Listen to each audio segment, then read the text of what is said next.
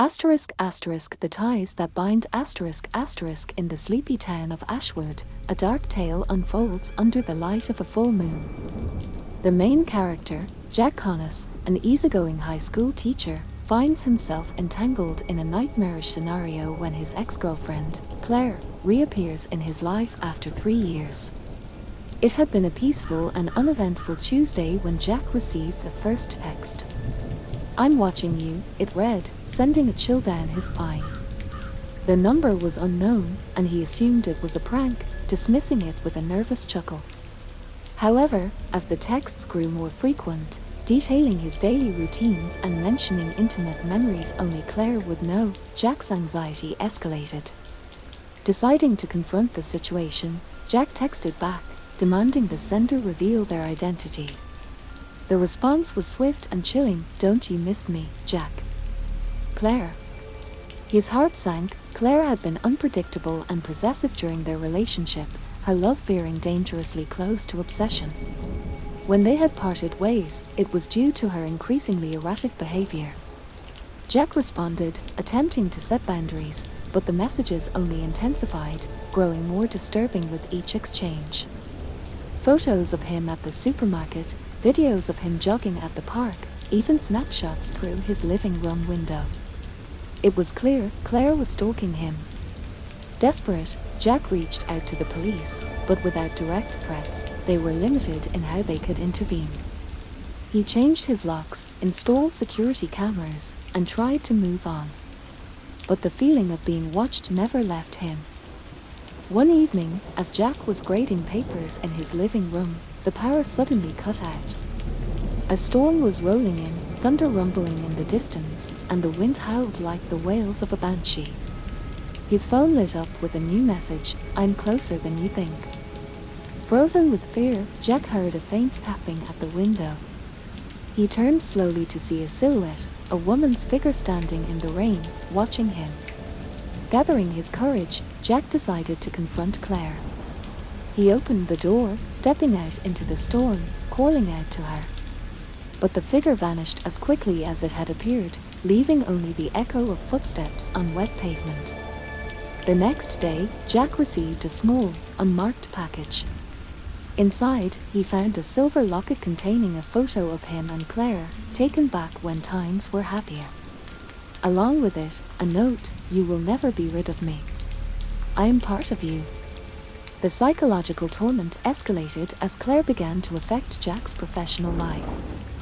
Mysterious emails sent to his colleagues, cryptic notes left in his mailbox, whispers of his past mistakes and secrets he had confided in Claire. All these tactics were designed to isolate him, to make him feel vulnerable. Jack's mental state began to deteriorate. Sleepless nights were plagued with nightmares of Claire's twisted face, her eyes hollow, her smile a wicked promise of chaos.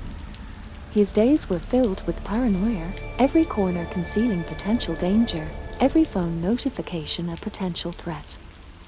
In desperation, Jack sought help from a private investigator, hoping to gather evidence against Claire and legally force her to cease her harassment. The PI delved into Claire's past and uncovered unsettling details. Claire had been institutionalized shortly after their breakup, treated for severe delusional disorder. Even more disturbing, she had escaped 3 months ago and hadn't been found since. Armed with this knowledge, Jack felt a cold resolve settle over him. He knew that confronting Claire was inevitable. The PI set a trap, luring Claire to an old cabin they had once visited together, a place she had often mentioned wanting to return to. The night of the confrontation was eerily calm. Jack waited in the shadows, the PI nearby. As Claire appeared, her figure emerging from the trees, her presence seemed almost ghostly. Her eyes, once vibrant and full of life, now seemed devoid of sanity, reflecting only a dark, twisted obsession. Claire spoke first, her voice a haunting melody in the still night. "You came. I knew you couldn't stay away. We're bound together, Jack, tied by the heartstrings, whether you like it or not." Jack faced Claire, his voice steady despite his racing heart. "It ends tonight, Claire. I'm not your prisoner, not in mind, not in soul. As they confronted each other, the tension palpable, the night air thick with unsaid words and stifled emotions, the story reaches a critical moment. But this tale is far from over. The resolution of Jack and Claire's dark dance remains just out of reach, a promise hanging in the balance, waiting to be fulfilled in the next chapter of this chilling saga.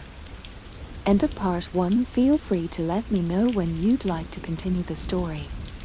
The ties that bind, unraveling threads as the standoff between Jack and Claire continued in the eerie stillness of the woods surrounding the old cabin. A cold wind swept through, causing the trees to whisper secrets in a language long forgotten.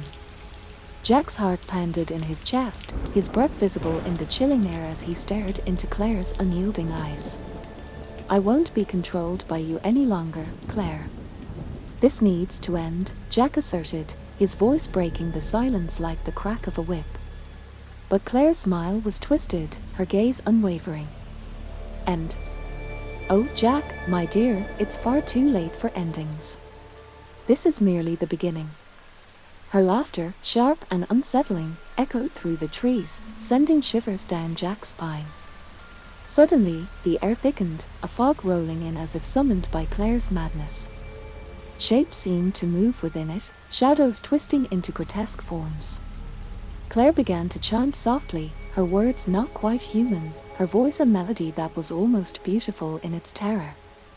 Jack felt a pull, a mental tug that scratched at the edges of his consciousness. It was as though Claire was not merely in front of him but inside his mind, her presence invasive and suffocating.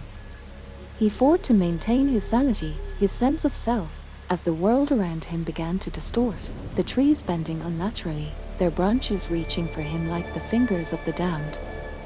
I have learned new tricks since we last met, Claire whispered, her voice a serpent's hiss. Do you like them? Jack stumbled backward, his eyes darting around, trying to make sense of the shifting landscape. It was as if the forest itself conspired with Claire, its once familiar paths now a labyrinth of terror. The private investigator, hidden nearby, watched in horror, unsure how to intervene. He had dealt with many cases, but nothing had prepared him for the supernatural forces at play. His camera, which had been set to record the confrontation, now showed nothing but static, as though the very essence of this place refused to be captured. Jack, realizing that words would not reach Claire, decided to run. Turning on his heels, he sprinted through the underbrush, the thorns scratching at his face, his breath ragged. But the forest was no longer a mere collection of trees and paths, it was an entity, alive and malicious. As he ran, the ground beneath him seemed to shift, roots twisting to trip him, branches slapping against his face. Claire's laughter followed him, surrounding him, coming from everywhere and nowhere. Jack's mind raced. He needed to escape, to find a way out of this nightmare. But every direction seemed to lead back to the cabin, back to Claire. It was as if the woods were a puzzle, and Claire held the key. Exhausted, desperate, Jack found himself back at the cabin, the door now mysteriously open, inviting him into the darkness within. He hesitated, knowing it was a trap, but the cold bite of the wind and the eerie laughter that filled the air left him with little choice. He stepped inside, the darkness swallowing him whole. Inside, the cabin was transformed. No longer a simple retreat, it was a cathedral of horror, the walls lined with grotesque paintings, each depicting scenes of unimaginable terror. Candles flickered, casting dancing shadows that seemed to mock him. And there she was, Claire, standing in the center of the room, a dark queen in her unholy sanctuary. "Welcome home, Jack," she said, her voice dripping with malice. Jack's eyes scanned the room, searching for anything he could use as a weapon, his mind racing for a plan. But as he looked into Claire's eyes, he saw not just madness but a deep, abysmal sorrow. It was as though she was not fully in control, as though something else had claimed her, something ancient and evil. The confrontation escalated, with Claire advancing, her movements unnaturally graceful. Jack backed away, bumping into a table that held an old, dusty book. Without thinking, he grabbed it, throwing it at Claire in a desperate attempt to fend her off. The book hit her, and for a moment, she faltered, her eyes clearing. "Jack," she whispered, her voice small, lost. But then, as if the moment of clarity was too fragile to hold, the madness returned, her eyes darkening once again. She lunged forward, and Jack braced himself, the battle between them a clash of wills in a world gone mad. As they struggled, the ground beneath them trembled, the cabin groaning like a living creature. Outside, the storm intensified, the wind howling in fury, as if nature itself reacted to the unholy drama unfolding within. Jack's thoughts were a whirlwind of terror and desperation. He knew he couldn't subdue Claire by force alone. He needed to reach her, to somehow break through the possession that had claimed her soul. As their struggle continued, Jack glimpsed a pendant around Claire's neck, glowing faintly with an eerie light. It seemed to pulse with her every heartbeat, and with a surge of intuition, Jack realized it was the source of her power, and perhaps her torment. "Where did you get this?" he gasped, clutching at the pendant, trying to pull it away from her. Claire screamed, a sound not of pain but of fear and anger mingled. "Don't touch it," she cried out, her voice echoing unnaturally in the small cabin. "It's mine, it keeps me safe." Safe from what? Jack wondered, even as he dodged a violent swipe from Claire. He needed to remove the pendant, but each attempt was met with fierce resistance. Claire fought with a strength that belied her size, her eyes blazing with a malevolent fire. Amidst the chaos, a bolt of lightning struck nearby, illuminating the cabin with a blinding flash. For a moment, in that stark light, Jack saw not the deranged woman before him, but the Claire he had once loved, terrified and trapped within her own nightmare. "Help me, Jack," she whispered during that brief illumination, her voice a plea. Jack's resolve hardened. "I will, Claire. I promise," he vowed, even as the darkness returned and the storm raged louder, as if angered by his promise. He made another grab for the pendant, and this time his fingers closed around it. Claire's reaction was immediate and violent. She howled like a wounded animal, thrashing wildly, but Jack held on, pulling at the chain with all his might. The pendant snapped free, and as it did, a shockwave of energy burst forth, knocking both of them to the ground. Jack, stunned, lay there, watching as the pendant, now in his hand, glowed with a diminishing light. Claire's cries filled the air, not of anger now, but of deep, soul-crushing sadness. He crawled over to her, ignoring the pain in his body, and found Claire curled up, sobbing. The cabin around them began to change back, the grotesque decorations melting away into the shadows, the candles snuffing out one by one until only darkness surrounded them. Jack held Claire, feeling her tremble, the madness that had gripped her seeming to fade with the pendant's light. But as he comforted her, the door to the cabin swung open, revealing the figure of the private investigator, flashlight in hand. "I saw everything. What happened here?" the PI asked, his voice filled with disbelief. Jack looked down at the pendant, now just a piece of dull metal in his hand. "I think it's over," he said, but even as he spoke, he knew it wasn't true. The pendant was only a part of something bigger, something darker that had its hooks in Claire. "We need to find out what this is," Jack said, showing the pendant to the PI. "It controlled her, changed her. We have to understand why." Claire, now more lucid but still fragile, whispered, "It was given to me by someone. I thought it would help." "Who, Claire?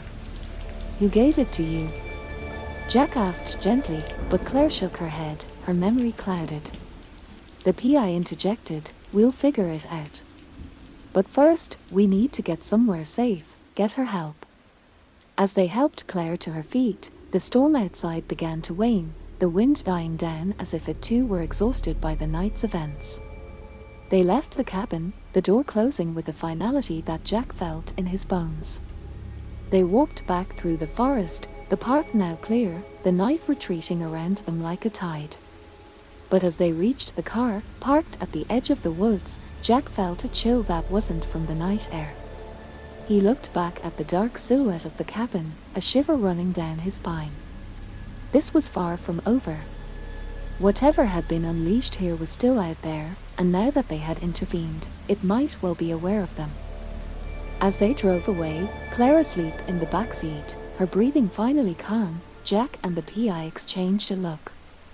They had survived the night, but at what cost? And what would come when dawn broke? In the quiet of the car, with only the sound of the engine and the occasional patter of rain, Jack's mind raced with possibilities, with dangers. The road ahead was uncertain, and as the first light of dawn began to pierce the darkness, it promised more than just a new day. It promised a new battle, a new horror to face. End of part 2. Let me know when you'd like to continue this gripping tale. Asterisk asterisk the ties that bind, shadows lengthen asterisk asterisk as the first light of dawn tinged the sky with a somber grey, the tension in the car was palpable. Jack's mind churned with the night's horrors, the pendant's malevolent power, and Claire's shattered demeanor. He knew they were only at the beginning of something much darker, much deeper than they had anticipated. The PI, whose name was Tom, kept glancing in the rearview mirror, not just to check on Claire, but as if expecting the darkness itself to follow them. "We need to dig deeper into that pendant's origins," Tom said, breaking the silence. "Whatever it is, it's not just a simple trinket. It's powerful, dangerous." Jack nodded, his gaze fixed on the waking world outside. "Claire mentioned someone gave it to her. We need to find out who and why." The conversation was cut short as Claire stirred, her eyes fluttering open, confusion followed by fear crossing her features as she remembered the night's events. "Jack," she murmured, her voice hoarse. "I'm here," Jack reassured her, reaching back to squeeze her hand gently. "You're safe now." But as he spoke those words, a part of him doubted their truth. Safe? They were far from it. The drive back to town was quiet, each lost in their own thoughts. Upon reaching Ashwood, Tom suggested they regroup at his office to plan their next steps. Jack agreed, feeling the need for a stronghold, a place to anchor themselves against the shifting tides of this mystery. Tom's office was a cluttered space filled with files, old newspapers, and artifacts from various cases. It felt like a sanctuary against the unknown. They helped Claire onto a couch, where she wrapped herself in a blanket, still visibly shaken. Tom pulled out a map and spread it on his desk. "First, we find out where this pendant came from. Claire, can you remember anything about the person who gave it to you?" Claire closed her eyes, trying to summon the memory. "It was a woman," she began, her voice trembling. "I met her at a market in town. She sold antiques, odd things. She said the pendant would protect me, that it had powers." Jack exchanged a look with Tom. "Do you think you can find this market again?" Tom asked. Claire nodded weakly. "I think so." "Good. We'll start there," Tom decided. "But we need to be careful. If this pendant is as dangerous as it seems, others might be looking for it too." They decided to leave Claire at Tom's office for safety while they investigated. As they drove towards the market, the town seemed unusually quiet, the streets empty as if Ashwood itself held its breath. At the market, the store where Claire had met the mysterious woman was gone, only a few scattered remnants left. As they asked around, descriptions of the woman began to emerge, tall, dark-haired, with an air of the arcane about her. No one knew her name, only that she appeared occasionally, selling items that whispered of the old world. Their search led them from the market to the local library, where Tom pulled out archives and old records, hoping for any mention of similar artifacts or strange occurrences in Ashwood. Hours slipped by, the library's musty scent a sharp contrast to the storm of activity outside. As they dug deeper, a pattern emerged of disappearances and strange happenings dating back decades, always coinciding with the appearance of a similar mysterious figure in town. It was as if the woman was timeless, weaving in and out of Ashwood's history, leaving a trail of shadow wherever she went. As night began to fall again, Jack felt a growing sense of dread.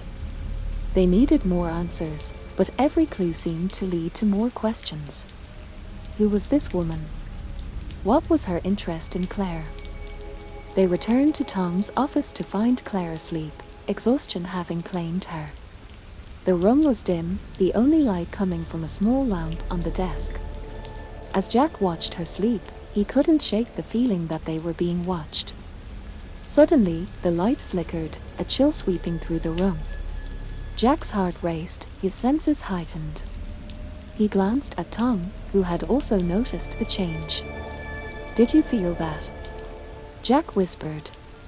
Tom nodded, reaching slowly for the light switch. As he flicked it on, the bulb exploded, plunging the room into darkness. In the pitch black, a soft, sinister laugh echoed, the sound chilling them to the bone. It was not Claire's voice, this was something else, something darker. "Who's there?" Jack called out, his voice steady despite the fear that gripped him. The laughter stopped as suddenly as it had started, and a voice, cold and mocking, replied from the shadows. "You are playing a dangerous game, a game you cannot win." The air turned icy, and a figure slowly materialized in the corner of the room. It was the woman from the market, her eyes gleaming with an unnatural light. "You should not have interfered," she hissed, her voice echoing off the walls.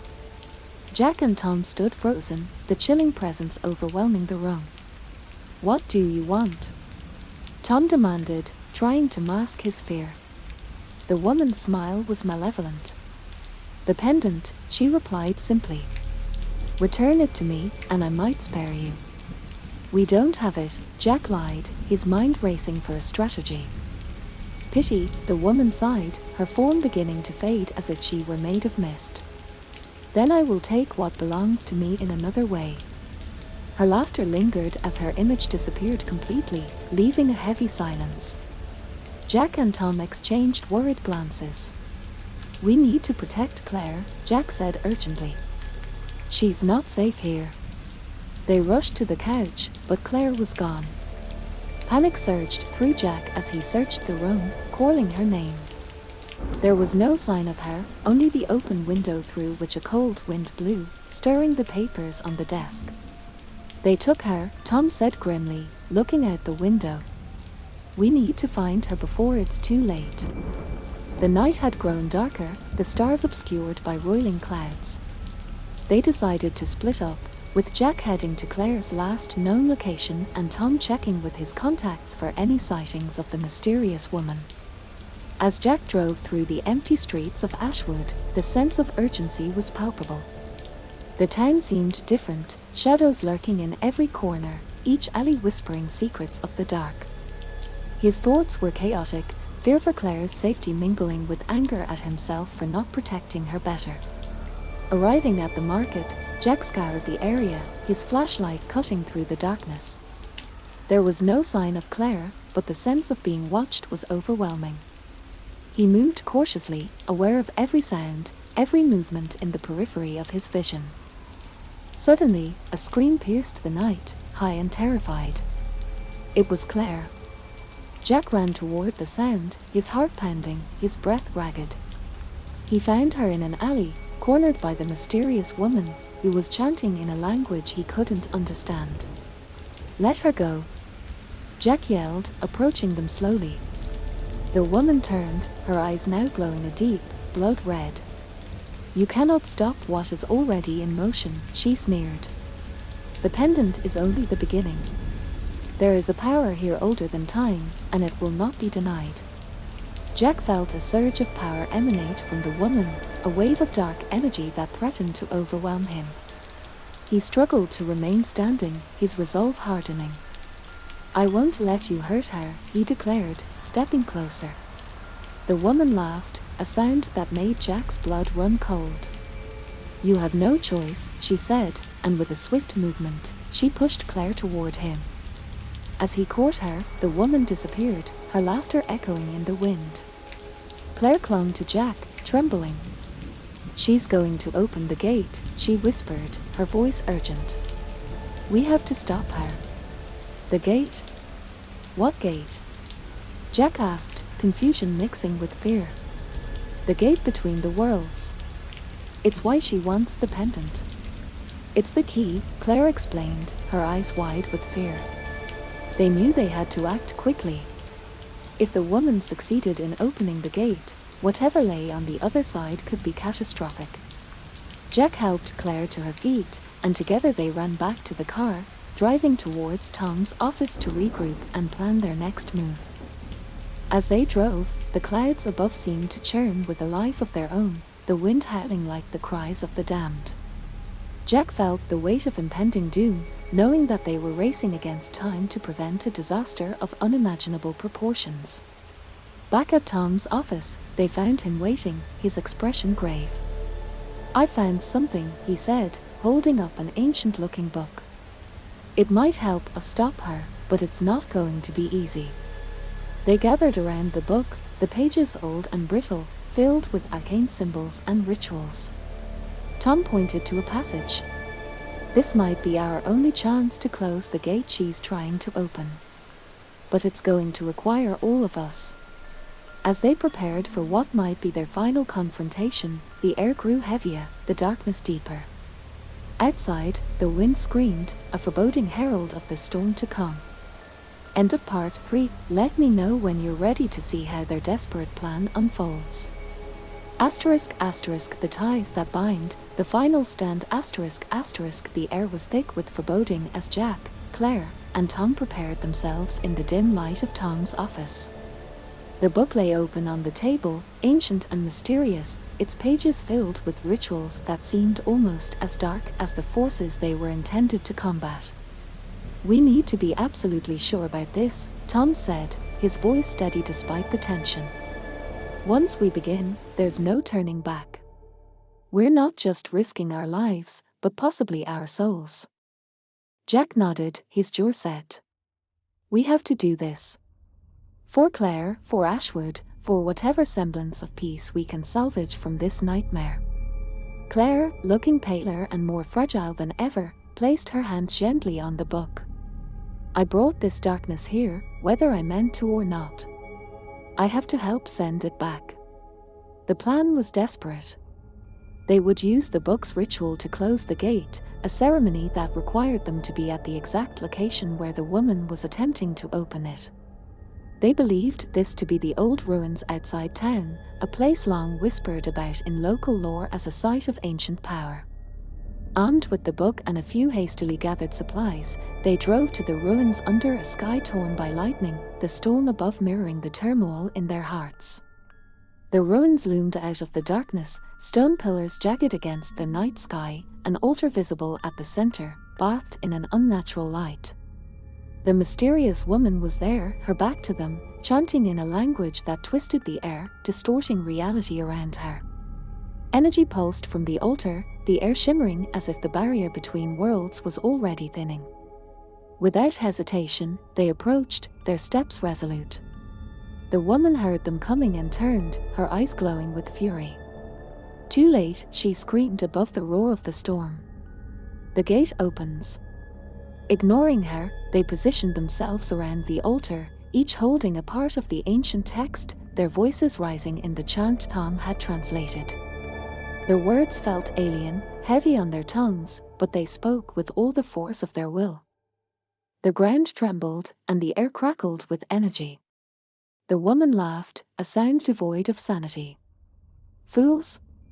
You think you can stop what has been ordained." But as they continued the chant, the light at the altar began to wane, the pulsing energy weakening. Claire, her voice clear and strong, led the final words of the ritual. A blinding light engulfed everything, the sound of the storm crescendoing to an unbearable pitch. Then, suddenly, silence. The light faded, and they found themselves in darkness, the storm quiet, the night still. The woman was gone, the altar now just a pile of stones. They looked at each other, exhausted, unsure if they had succeeded. As dawn broke, the first light revealed the ruins, unchanged for centuries, now just a harmless relic of a forgotten past. They were alive, but more than that, they felt a weight had been lifted, the oppressive presence that had haunted Ashwood gone. "We did it," Jack said, relief flooding his voice as he looked at Claire and Tom. "We actually did it." Claire smiled, a trace of her old self shining through her tired eyes. "Yes, we did. Thanks to you both." Tom, ever the skeptic, still looked around warily. "Let's keep that book safe, though," he suggested. "Some doors, once opened, are never quite the same again." They agreed, deciding to lock the book away, hidden from those who might seek to misuse its power. As they walked back to the car, the sun rose fully over Ashwood, the light washing over the town like a cleansing tide. Their return was quiet, each lost in thought. Ashwood seemed peaceful, the shadows of the night retreated, leaving behind only the scars of their ordeal. They knew life would never be the same, the memories of the night forever etched in their minds, but they also knew they had protected their town, their loved ones, and themselves from a darkness too terrifying to comprehend. As they drove through the waking town, a sense of normalcy began to return. People were emerging from their homes, children were laughing in the streets, and somewhere in that normalcy, Jack, Claire, and Tom found their own peace, fragile but real. The mysteries of the world, the shadows and lights, would always exist, but for now, Ashwood was safe, and that was enough. End of story.